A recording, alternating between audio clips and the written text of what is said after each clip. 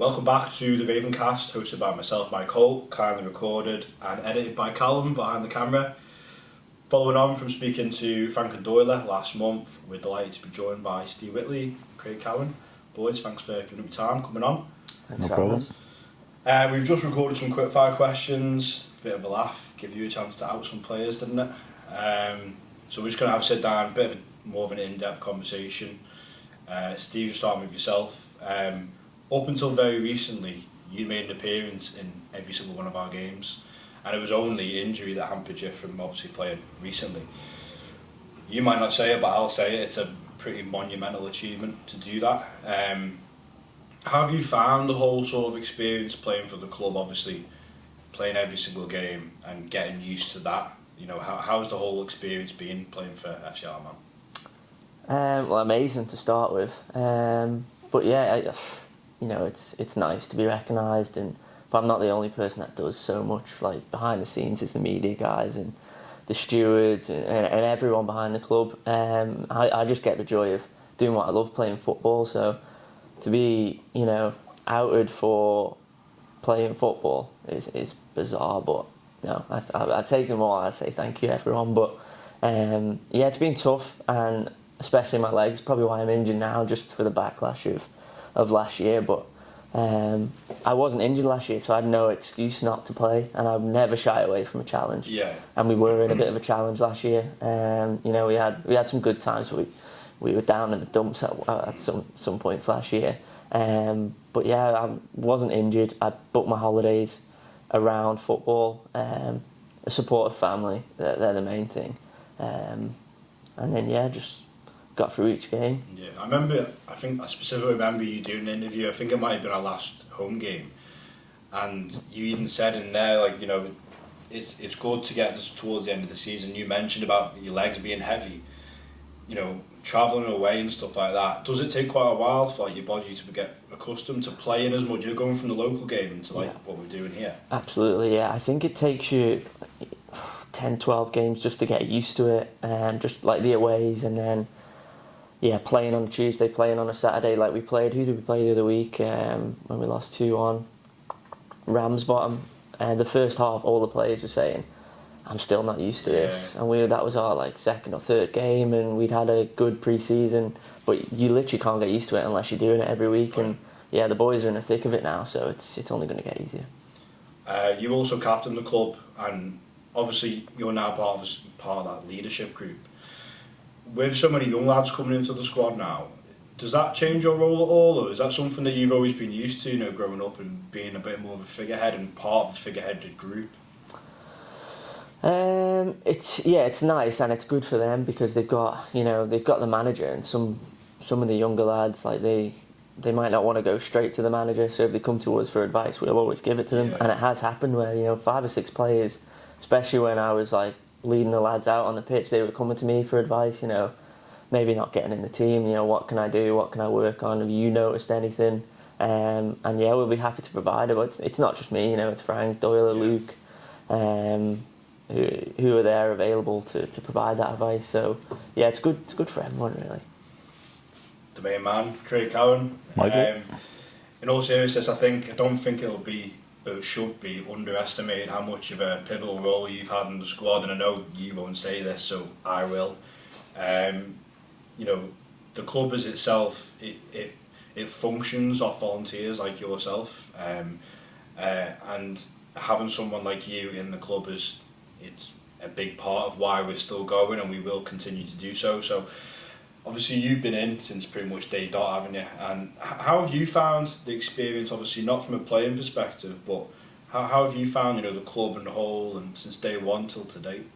It's good. Like, I enjoy it. Don't get me wrong. It's hard at times when you, like, because I travel with the squad, like most away games and all the home games, so you're all there together, like back and forth, like weekend. There's times when we've been away on like Saturday, Tuesday constantly. Then you'll go into like a double header on the bank holiday at the end of August. So it's a lot of time away from your family, and it's tricky at times. It is very hard, but as Steve said before, like if you've got a good family, good people around you, like they're just as important as the players are, really. Because if they don't want you to go, if your missus says you're not going, you're not going. Yeah. Simple as that. I mean, it is sort of like a unique. We spoke about it to Jill not long ago. It's such a unique club in the situation that we are in the league, and like you say, volunteering that much time, staying over, and everything like that. Like, you know, none of the volunteers, we're all volunteers. No one's getting paid to do it.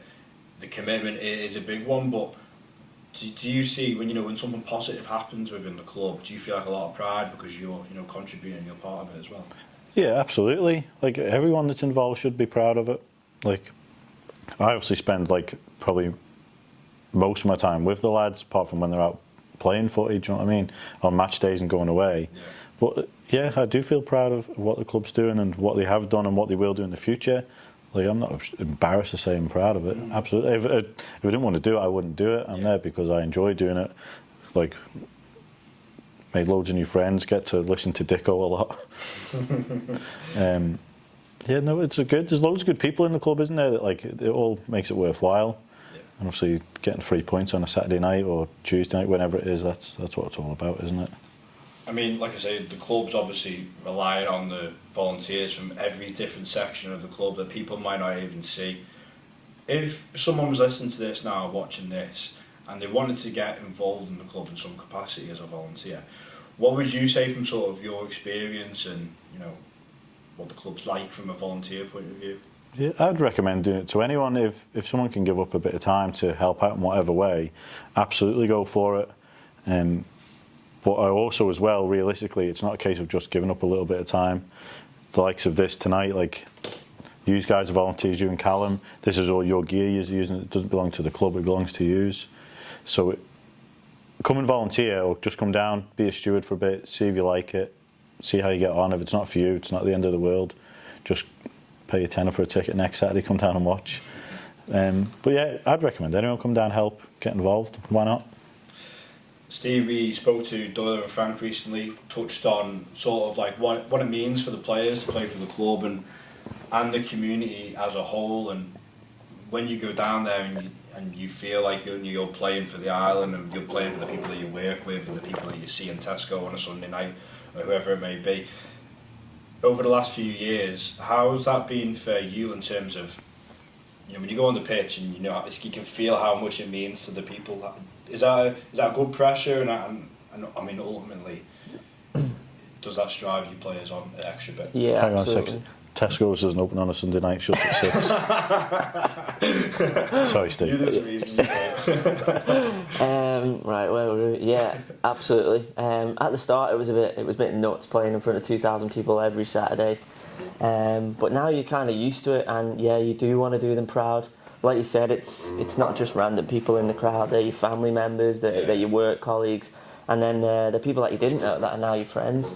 But Sean Doyle's probably the worst for it. He walked through town and he'll have to stop for free photos, and it is mad because the kids do look up to you. Like, might sound a bit corny, but you are their hero because you know they might not get to go away to, you know, Liverpool, United, Everton games because for whatever reason, and wear their sort of football fix on a Saturday night. So yeah, to be able to play in front of them and be sort of like someone that they can look up to is it's nice. Was that quite a bit of a shock at first? You know, from like going from playing locally and then like going into town. And I know you singled out Doyle, but like there is like a large group of like some of the kids like have their favourites, but like, you know, you just go down on like Saturdays to trainings and like and give those, you know, if we do like a match day and we give some tickets to a local football club, you boys go down there and they all love you to bits, don't they? Yeah, no, absolutely, and that's probably one of the reasons why we still do it. Obviously we love playing football, but we love like being a part of the community. And like going down and people know you. You'd be surprised how many people like either beat the horn or say alright Steve, and I had no idea who they are, but I always say hello. But yeah, I think the moment for me was I think my mum and Jess, my wife, sent me a picture, and there was someone at the ground with Whitley 10 on the back when I was 10. And then I just thought, this is nuts. It's too much, But and then you see more of it now. Like you've got Higgins, like Frank Jones's kids have got Higgins 11 on the back, which probably should be 17 now. But and Simo's on the way back. But yeah, it's nuts. My daughter loves like honestly loves Steve and Frank. Every night it's like, where's Frank, where's Steve? So we organised the other night to go out for dinner on Sunday. She was pecking my head like, where's Steve, where's Gabby, where's Frank, where's George and Sammy? Thinking, do you know what's mad? Like, me and Mikey Williams last year got invited down to a kid's birthday party, and they said, Really? yeah, there's only a chance you can come down, like, my little boy's 10, and you like, just have a kick about with us. And we went down full hour. That's what's Probably got a bit too involved in trying to score goals, but it's amazing. That is what it's all about, isn't it? And, I mean, just going into this season, at the time of recording, we've had some good results. We started with a few mixed results, and we've had some good ones. We're getting there now. With the season's experience under our belt, a few new little additions here and there. Is there an expectation this season? Do you as players feel a bit of an expectation this season? Now you've got that season's experience of this particular league we're in now under your belt, or is there sort of a sort of let's take it game by game, see where we are come February, March, and then take it from there? I think there is and there isn't. So last year there was probably more of an expectation. Because we'd just been promoted, and maybe the people who are a little bit naive to the standard that we're playing at probably thought, oh, we're watching them win every game, they're just going to keep going and going and going. And then when we didn't, that was when people started to ask questions. Why aren't they winning? Whitley's crap or whatever, or the manager needs to get sacked or whatever it was. But because last year we had a mix of results, it was probably a little bit of a good reality check for everyone to realise, actually, we're in a really hard league here. Winning a game is good, and when we win on a Saturday, like, people are probably a little bit more passionate now, like, with a win and a goal, like, you can hear it. Yeah. Like, you alluded on before that I'm injured at the moment, and I sat in the crowd amongst it, and it's mad. People are, like, on the edge of their seat, like, basically, like, sucking the ball in the goal, and it's. Whereas the first year, people just assumed that we were going to win because we were winning every game. Is that, again, for players' perspective, has that been a reality check in terms of you're so used to winning sort of week in, week out? You've obviously a really good run in the Cup the season prior to the one that's just gone. You sort of get a bit of a reality check, but do you think that was really important to get that reality check? I mean, you just said it there, but going into this season, you can use that as like a tool. Yeah, so I think we were probably a little bit naive to how good the league was, and we probably thought, well, we won all the games last season, we're going to win all the games this season. So I think for it to happen so early on in our sort of career, if you like, as a club, it was probably a good thing in the long run. Like this year, we know we're not going to walk the league. Yeah. Don't get me wrong, we still want to get promoted this year, and that is the aim. But if we lose a game on a Saturday or a Tuesday night, it's not the end of the world because the teams are so good. And you got players that are dropping down 3 or 4 leagues. So we played Glenn Whelan, who's like, if no one knows, he was like Premier League footballer for a good 10, 15 years, wasn't he? Ireland international. So these are the type of people we're up against, and Bit of reality check. Yeah. Craig, obviously within the quickfire questions we thought it was a good chance for you to expose a few of our players. they're all Walters. But in all seriousness, they are a good group of lads. I think there's a good core of a squad there. Do you think that's an important thing? You spend so much time together. You're going on away days. There was one weekend where we had like a double game week on a weekend, wasn't there? It is important to have like good characters in that squad. Yeah, absolutely. Very, very important, I think. It's just different diversity on like all sorts of things going on, isn't it? It's like there's players that are like laid back, don't really want to get too involved. And like Tiernan, I think I've heard him speak about 4 times. But put him out on the pitch, he's like a little magician, isn't he? Yeah. 4 more times than me. No one to speak to, do they? You're only here because McVeigh was unavailable. Let's just clear that up now. That's not true. It's very important, but like as well, all the lads are great with all the kids as well, aren't they? Like my boys, they're lucky enough, they've been to loads of away games and they come to that double header, stayed in the hotels, and it's great. Like couldn't fault any of the lads, to be fair. And like when there's no kids there, like on a Tuesday night or Wednesday night, whatever, like it's good as well. He's still having a bit of crack and messing about and whatnot. Very, very good. And Steve spoke before about we were in a bit of a tough time last season. Obviously yourselves, coaching staff, and just the staff in general and the club. do you almost feel a sense of like, oh, we need to pick these lads up a little bit, and you can does it probably affect you a lot more when you see some of the lads are a bit down and they not take it so seriously and try and pick them up a little bit because you know that next week they can make amends? Yeah, I treat the players the same whether they win, lose or draw. Like I'll, put my arm around the shoulder if they need to, or I'll kick them up the arse on the way off the coach, whatever. Going back to what you said there, Mike, I don't think people realise how low it was last year. Like we were down in the dumps. Obviously, people are just seeing the results and how we were playing, but they weren't seeing all the away games. Like I think we went through a stage of not winning in 9. Like and obviously we had like 7 or 8 senior players injured. I think it was just me, Jack McVeigh, Al Maitland, and maybe Luke for a certain part at the start were the only senior players. We didn't even have music on in change room or anything. Really? We joke about it now, but we didn't realise like it was actually a little bit depressing because we weren't winning. We were playing with lads that we didn't really know fully because there was people coming in all the time. There was loads of stuff on the media about obviously the manager getting sacked or whatever, and it did have an effect on us. But then like you got Craig and people outside the club and Dicko that are trying to like lift your spirits, and then in the end we got over the line. But without these people, it would have been even worse actually. Yeah. I just talk absolute garbage in them WhatsApp groups as well. Just go like fishing all the time for bites.